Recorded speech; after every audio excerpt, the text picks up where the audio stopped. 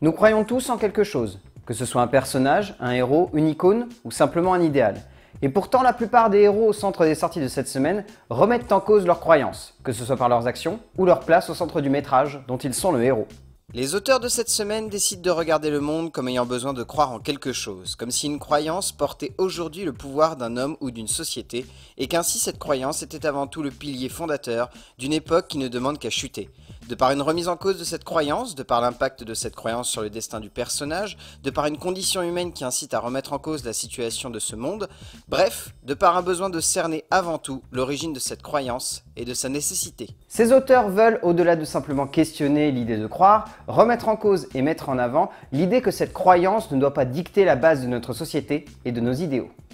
Ces personnages, abordés de manière loufoque, de manière primaire ou simplement de manière sérieuse, ont un besoin fondamental de remettre en cause cette croyance de par leur statut au cœur du film et de la société dont ils sont un emblème de justice, de pouvoir ou d'idéaux nécessaires à la fondation de celle-ci. De par des époques bien séparées, de par des besoins bien différents, de par des enjeux qui les dominent et leur imposent une manière de se comporter et d'agir, ces héros, malgré eux presque, doivent donc ainsi voir, au travers de leur position, la croyance comme une fatalité. Une fatalité qui leur dicte d'avancer et de chercher à nous voir avant tout comme des hommes et non plus simplement comme des sujets, des croyants ou même des moutons prêts à suivre la première personne imposant une croyance. Croire pour être libre et non plus avoir besoin de se sentir protégé, croire pour changer la société et lui donner une nouvelle dimension, plutôt que de s'enfermer dans celle conçue par une personne à l'origine d'une croyance, bref, croire pour être avant tout des êtres humains et non plus simplement des suiveurs. C'est cela que les auteurs de la semaine veulent transmettre, cette idée parfois vague mais avant tout nécessaire, de comprendre la base d'une croyance et donc ainsi de savoir que celle-ci n'est pas un diktat obligatoire,